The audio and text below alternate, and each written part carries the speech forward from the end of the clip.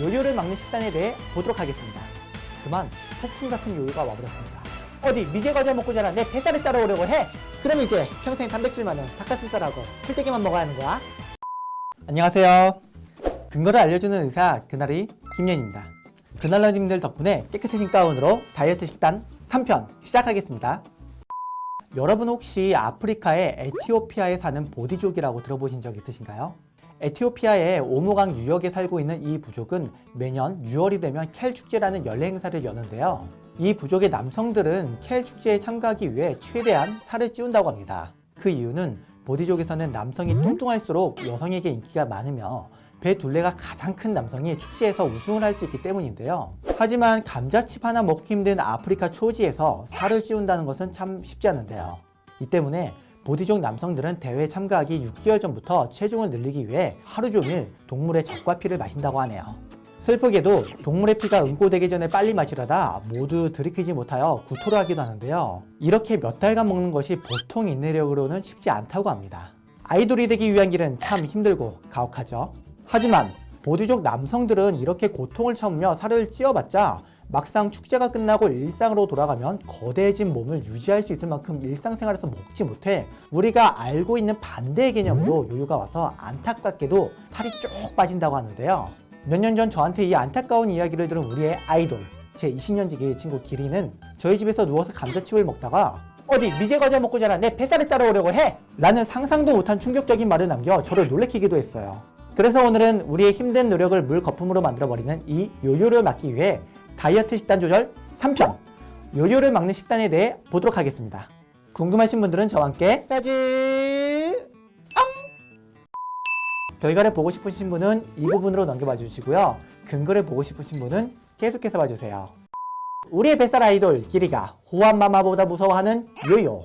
이제 기리도 아이돌에서 은퇴를 하기 위해 168kg에서 무려 130kg까지 감량을 했는데요. 하지만 다이어트에 성공했다는 들뜬 마음 때문이었을까요? 그만 폭풍 같은 요요가 와버렸습니다. 심지어 운동하려고 산 자전거까지 밤새 강제 나눔당해버린 바람에 실현에 빠져 운동하지도 않고 흥청망청 살다가 다시 140kg으로 쪄버려 서러워서 닭똥 같은 눈물이 나올 뻔했다고 하네요. 최근 다시 감량에 성공해 마일 130kg을 넘어 120kg을 향해 달려가는 중이지만 그 여정이 아직은 쉽지 않아 보입니다. 그래서 오늘은 우리 불쌍한 기리를 위해 요요를 막는 방법을 살펴보려고 합니다. 요요가 생기는 원인은 다양하고 복합적인데요. 우리의 몸은 우리의 체중을 기억하고 있기 때문에 원래 체중으로 돌아가는 것이다. 다이어트에 성공했다는 생각 때문에 마음이 놓여 그동안 참아왔던 식욕이 터졌기 때문이다. 살은 조금밖에 안 빠졌고 대부분은 수분이 빠진 건데 다시 수분이 차오른 거다. 살이 빠지면서 근육이 같이 빠졌기 때문에 기초대사가 너무 많이 떨어져 살이 찐 거다. 등 여러 가지 이론들이 있어요. 오늘은 이러한 이론들을 하나씩 비교 분석해보기보다는 실제로 요요를 방지하려면 어떻게 해야 하는지에 대해 초점을 맞춰보도록 할게요. 다음은 세계적으로 저명한 학술지 NEJM에 수록된 논문입니다. 다음 논문에서는 저칼로리 다이어트를 하여 체중을 감량한 뒤 자유롭게 먹게 하는 동안 어떤 식단이 가장 요요가 적게 오는지 비교했는데요. 그러면 어떻게 실험을 했는지 구체적으로 볼게요. 우선 과체중이거나 비만인 사람 781명을 대상으로 8주간 저칼로리 다이어트를 하게 했어요. 이 중 8% 이상 체중 감량에 성공한 사람 773명을 다시 추려 실험을 진행했는데요. 이렇게 체중 감량에 성공한 사람을 대상으로 단백질 비율과 혈당 지수가 서로 다른 4가지 식단을 유지하도록 했어요.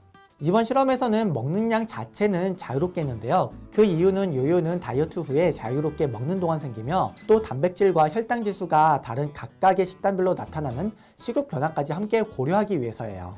질문입니다. 단백질은 알고 있는데 제가 복학한 지 얼마 안 돼서 혈당 지수는 잘 모르겠네요. 쑥스럽네요. 아주 훌륭한 질문이에요. 혈당 지수가 조금 생소한 분들을 위해 간단하게 설명해 드릴게요. 혈당 지수는 GI 지수, 글리세믹 지수, 글리세믹 인덱스 등으로 표현되는 용어인데요. 음식을 먹었을 때 이 음식이 우리의 몸에 혈당을 얼마나 올리는지를 나타내는 지표예요. 주로 당뇨 환자의 식단을 만들 때 참고를 하는 수치이고요. 혈당 지수가 높은 음식을 먹으면 혈당이 빠르게 올라가기 때문에 당뇨 환자의 경우 혈당의 관리를 위해 혈당 지수가 높은 음식을 피하는 것을 권하는데요. 혈당 지수가 높은 음식을 피하기 위해서는 흰 쌀밥보다는 현미밥이나 잡곡밥으로, 밀가루빵보다는 호밀빵으로 먹으며 같은 칼로리를 먹더라도 과자류나 캔디류는 피해서 먹는 것이 좋아요. 본 실험에 사용된 식단의 구성에 대해 조금 더 자세히 설명을 드리면, 고단백질 집단은 전체 칼로리 섭취량의 25%를, 저단백질 집단은 13%를 단백질로 먹게 하도록 목표를 세우고, 고혈당지수와 저혈당지수 식단의 음식은 혈당지수 차이를 15로 유지하도록 목표를 세웠습니다. 혈당지수 15가 어느 정도인지 감이 잘 안 올까봐 말씀드리면, 호밀빵이 흰 밀가루빵보다 약 10에서 20 정도 혈당지수가 낮고, 현미밥이 쌀밥보다 약 25 정도 낮아요. 이제 감이 좀 오죠? 그 외 실험에 영향을 줄 수 있는 몇 가지 변수를 종합적으로 고려한 뒤 이후 26주간 요요가 얼마나 오는지 비교했는데요. 이렇게 체중 감량 후 식단에 따라 요요가 얼마나 오는지 26주간 관찰한 결과, 저단백 고혈당지수, 고단백 고혈당지수, 저단백 저혈당지수의 식단에서는 다이어트 후 체중이 증가하며 요요가 생겼으나, 고단백 저혈당지수 식단을 한 집단에서만 자유롭게 먹는 기간 동안 체중이 유지되며 요요가 생기지 않았습니다. 몸에 에너지로 저장되기 쉬운 고혈당지수 음식과 지방을 피하고 저혈당지수 음식과 단백질을 섭취하는 것이 요요를 줄이는 데 도움이 될 수 있겠네요. 그럼 이제 평생 단백질 많은 닭가슴살하고 풀떼기만 먹어야 하는 거야? 라고 혹시 오해하실까봐 조금 더 자세히 말씀드리면, 이 실험을 위해 목표로 한 단백질과 혈당지수는 일상에서 먹는 음식보다 조금 더 단백질 함량이 높고 혈당지수가 조금 더 낮은 정도예요. 평소 먹는 식단보다 단백질 비중을 조금 더 높이고, 빵이 주식이라면 흰 밀가루빵보다는 호밀빵으로, 밥이 주식이라면 흰 쌀밥보다는 현미밥으로 먹는 것이 요요를 줄일 수 있다는 것이죠. 요요를 막겠다고 기합 확 주고 하루에 3끼를 닭가슴살이랑 풀떼기만 먹으며 버틸 필요는 없습니다. 또 한 가지 오해하지 말아야 할 것은, 단백질 비중이 높고 혈당지수가 낮은 음식을 먹으면 엄청 많이 먹어도 체중이 유지된다, 이런 뜻은 아니에요. 실험에서 말한 자유롭게 먹는다는 것의 의미는 적당히 먹었을 때를 의미하는 것이니까요.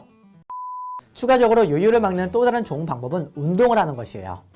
운동은 그 자체로도 에너지를 소비하기도 하지만, 체중 감량 시 생기는 근육 손실량도 줄여주어 기초대사량이 떨어지는 것을 다소 줄여줄 수 있어요. 저명한 닭가서적인 해리슨 내과학의 비만 치료에 관한 부분에서는 이와 같은 운동에 대해 어떻게 말하고 있는지 보도록 할게요. 운동 단독의 체중 감량 효과는 중간 정도이다. 운동의 가장 중요한 역할은 감소된 체중을 유지하는 것이다. 일주일에 300분 이상 중간 강도의 운동은 종종 체중 감량과 감소된 체중을 유지하는 것에 필요하다 라고 하고 있습니다. 추가적으로 건강을 위한 운동으로는 주당 150분의 중간 강도나 주당 75분의 고강도 운동을 가이드하고 있네요. 여기서 중간 강도란 빠르게 걷기, 자전거 타기, 가벼운 수영 정도를 말하는 것이고, 고강도란 축구, 농구, 달리기, 격렬한 수영 등을 말하는 것이니 참고해주세요. 요요를 막기 위해서는 다이어트가 끝났더라도 힘들고 귀찮더라도 운동은 꼭 해야 한다는 것 기억해주세요. 지난 다이어트 식단 1편과 2편의 내용을 함께 정리해보면, 체중 감량의 정도는 총 칼로리 섭취량에 의존하므로 저칼로리 다이어트를 하는 것이 체중을 효과적으로 줄일 수 있다. 그러나 저칼로리 다이어트가 끝나고 자유롭게 먹으며 체중을 유지하는 기간에는 식단 내에 단백질 함량을 올리고 가급적 혈당지수가 낮은 음식을 먹으며 주당 300분 이상 중간 정도 강도의 운동을 하자는 결론입니다. 이제 한판 정리 시작하겠습니다. 다이어트를 성공한 뒤에도 체중 유지를 위해 단백질과 저혈당지수 음식을 먹자. 요요를 막기 위해 운동을 꾸준히 하자. 체중을 감량하고 유지하기 위해서는 주당 300분 이상 중간 정도 강도의 운동을 하자. 이상이며, 원래 다이어트 식단은 총 3부작을 준비했으나 흥미로운 주제가 있어 그날러님들께 더 알려드리고 싶은 마음에 추가적으로 2편을 더 준비했어요. 그 다음으로 다이어트 식단 4편 주제는 먹는 속도에 따른 차이이고요. 5편 주제는 아침 식사와 다이어트 사이의 관계입니다. 항상 여러분께 진실된 의학 지식을 전달하겠습니다. 여기까지 그날의 김현이었습니다.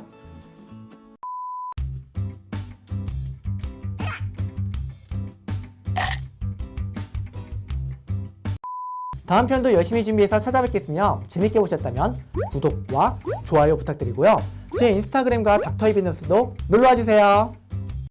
식사를 천천히 하는 것이 정말로 다이어트에 도움이 되는지, 야 적당히 좀 먹어야지. 형 천재 아니야? 너무 굶주려 많이 흉폭해진 상태였는데요.